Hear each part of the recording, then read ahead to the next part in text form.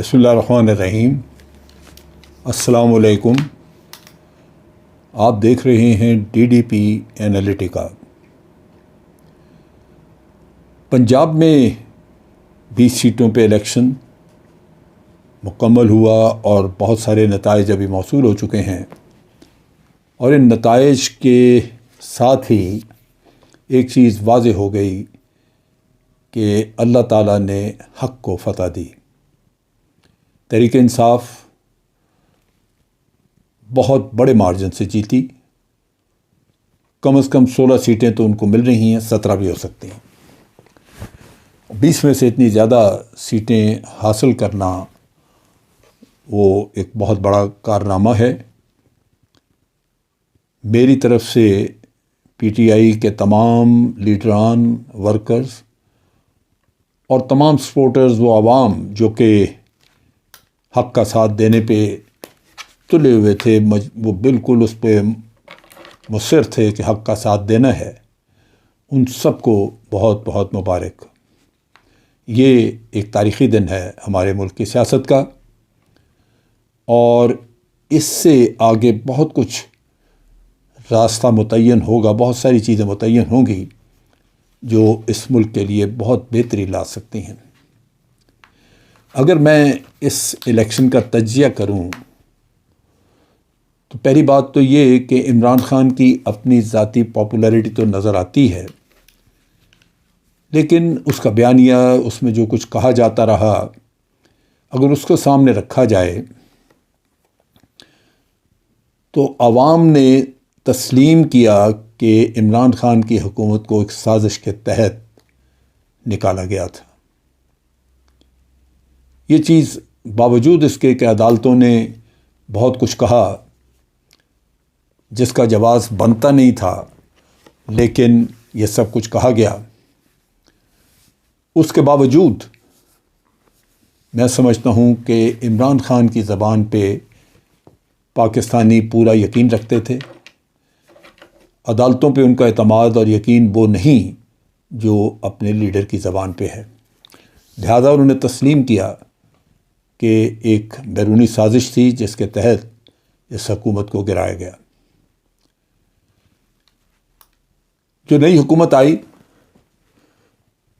وہ آپ کو پتہ ہے کہ جس طرح کے لوگ تھے جن کے اوپر بے پناہ کرپشن کے الزامات تھے، بارہا وہ اپنی باریاں لے چکے تھے، کرپشن کی ہوئی تھی، اس میں PMLN سر فہرست تھی، پھر پیپلز پارٹی تھی، JUI تھی، مولانا تو عرصے سے گم ہیں، غائب ہیں، ان کا تو شاید اشتہار دینا پڑے گمشدگی کا، کیونکہ پتہ ہی کوئی نہیں ان کا کدھر ہیں۔ لیکن PMLN، ان کے وزراء، لیڈر، ان میں بے پناہ تکبر نظر آتا تھا۔ جس طرح مریم اورنگزیب بات کیا کرتی تھی، جس طرح حمزہ، مریم نواز یہ بات کیا کرتے تھے، جس طرح رانا ثناءاللہ، آج رب العالمین نے اس غرور کا سر نیچا کر دیا۔ اور پھر آپ دیکھیں کہ عوام نے اس موروثی سیاست کو بھی یہی دفن کیا، ریجیکٹ کر دیا۔ پہلے ایسا نہیں ہوتا تھا، موروثی سیاست پہلے پنپتی رہی، لیکن یہ کریڈٹ جاتا ہے عمران خان کو جس نے لوگوں کے اندر اویئرنیس پیدا کی، سوچ پیدا کی، ایک خیال پیدا کیا کہ ان کے مفاد میں نہیں ہے کہ وہ موروثی سیاست کو پروان چڑھائیں۔ آج عوام نے بڑے بھرپور طریقے سے اس مصمم ارادے کا اظہار کیا کہ وہ باہر سے کسی سے ڈکٹیشن نہیں لیں گے، جو عمران خان نے جیسے کہا تھا کہ ہم آپ کے غلام ہیں، تو عوام نے یہ واضح کر دیا کہ ہم کسی کے غلام نہیں ہیں، ہم اپنے فیصلے خود کریں گے۔ یہاں پہ اس الیکشن نے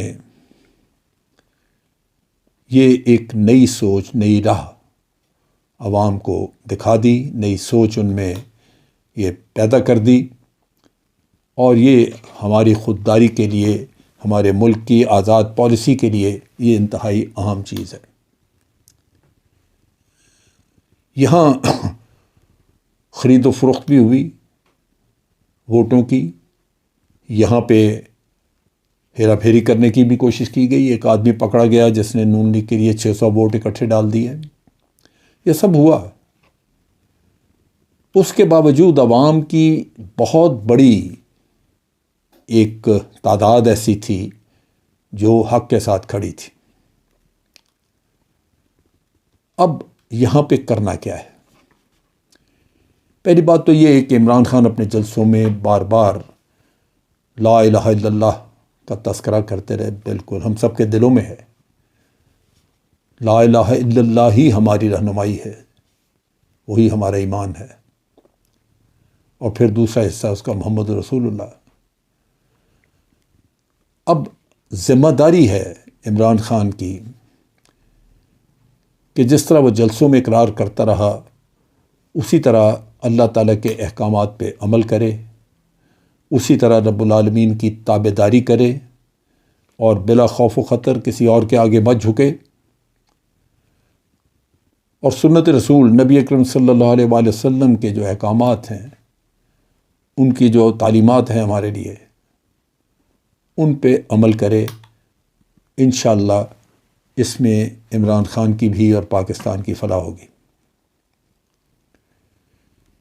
اس کا مطلب ہرگز یہ نہیں ہے، میں بڑا واضح کہتا ہوں کہ نبی اکرم صلی اللہ علیہ وسلم نے بھی مسلمانوں کو سب طبقوں کو ساتھ لے کے چلنے کا کیا تھا، جس سے کہ مسلمانوں میں یگانگت بڑھی تھی. یہاں بھی ہمیں سب کو ساتھ لے کے چلنا چاہیے، لیکن اس کا ہرگز یہ مطلب نہیں کہ جنہوں نے اس حکومت کے خلاف سازش کی، عمران خان کی حکومت کے خلاف سازش کی اور وہ بیرونی قوتوں کے اعلی کار بنے، ان کو سزا ضرور ملنی چاہیے. اس کے لیے ضروری ہے کہ ایک منصفانہ غیر جانبدارانہ انکوائری کروائی جائے. دوسری چیز یہ ہے کہ عمران خان نے ان جلسوں میں بھی اور اس سے پہلے بھی اپنے تمام جلسوں میں یا اپنے مختلف اجتماعات میں جب بھی بات ہوئی، اس نے کرپشن کے خلاف بات کی. اور کرپشن ناسور ہے. کرپشن ایک غیر اخلاقی عمل ہے. کرپشن دوسروں کا حق مارنے والا عمل ہے. کرپشن ایک حرام چیز ہے اور اسی کی وجہ سے میرٹ دفن ہوا اس ملک میں، جس کی وجہ سے ادارے تباہ ہوئے. کرپشن ختم کرنے کا دوبارہ مصمم ارادہ اور اس کے لیے منصوبہ بندی کر کے آئے. یہ یاد رکھنا چاہیے، بھولنا نہیں چاہیے کہ عوام نے کرپشن کے خلاف عمران خان کی جنگ کو سپورٹ کیا ہے. جو یہ فتح نصیب ہوئی ہے، اس میں جو چیدہ میسیجز ہیں وہ یہی ہیں کہ تکبر کو تو اللہ تعالیٰ نے برباد کیا، ظلم کو اللہ تعالیٰ نے برباد کیا. جس طرح رانا ثناء اللہ نے ریلی پہ 25 مئی کو لوگوں پہ، بچوں اور عورتوں پہ ظلم کیا، لیکن عوام نے اپنی رائے دے کے کرپشن کے خلاف عمران خان کی جنگ کی حمایت کی اور خاندانی سیاست کو ریجیکٹ کیا. سو یہ کرپشن کے بیانیے کو یہیں دبنا نہیں چاہیے. خان صاحب کو ہمت نہیں ہارنی چاہیے.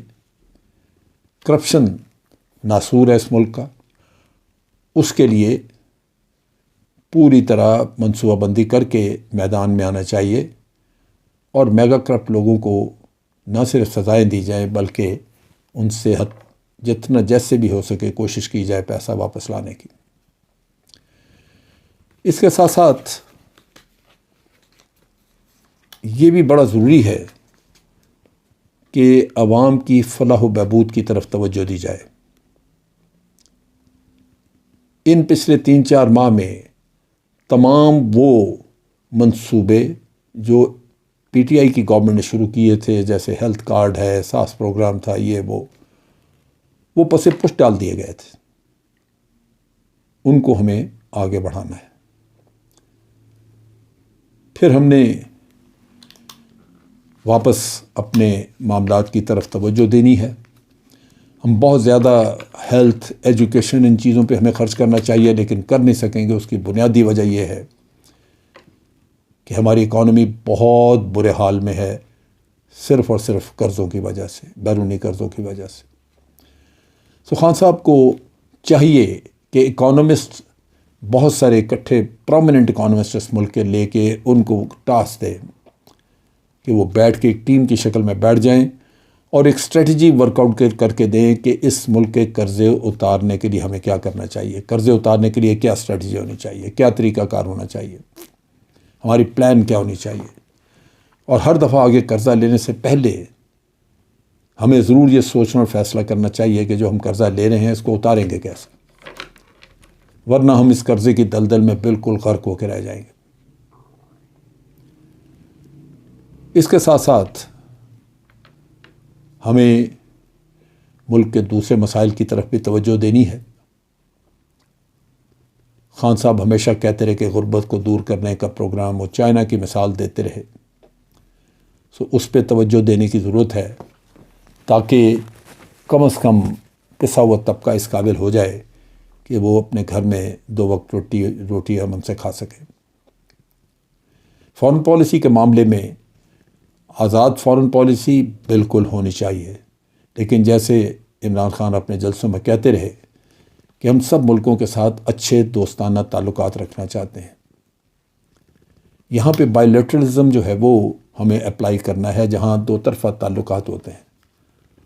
ملٹی لیٹرلزم جو ہے وہ آپ کو پرابلم کرے گا۔ اگر آپ ایک ملک کے ساتھ تعلق رکھتے ہیں کہ اس کے مسائل میں اس کا ساتھ دے دیں، وہ آپ کے مسائل میں آپ کی مدد کر دے، جہاں آپ سمجھتے ہیں کہ کسی تیسرے ملک کا مسئلہ آ جاتا ہے اس میں ساتھ، تو آپ اس میں بے شک پیچھے ہٹ جائیں، لیکن 2 طرفہ تعلقات بنانے کے اوپر زور دینا چاہیے تاکہ تمام ممالک کے ساتھ ہمارے دوستانہ تعلقات ہوں۔ آج عمران خان کو قدرت نے ایک ایسی پوزیشن میں لا کے رکھ دیا ہے کہ اگر الیکشن جلدی کروانے ہوں تو یہ فیصلہ عمران خان کا ہوگا، لیکن میری رائے یہ ہے کہ چودھری پرویز الہی جس نے آپ کا ساتھ دیا ہے اس کو کچھ وقت کے لیے چیف منسٹرشپ کرنے دیں۔ ہو سکتا ہے کہ وہ وہاں پہ وہ منفی اثرات زائل کر سکے جو پچھلی حکومت نے 2.5-3 مہینوں میں 4 مہینوں میں یہاں پہ پیدا کیے ہیں، صوبے کا مزاج بدل کے رکھ دیا تھا۔ سب سے اہم چیز جو میں نے دیکھی وہ یہ کہ پاکستان کے عوام نے بالآخر لوٹوں کو ٹھکرایا۔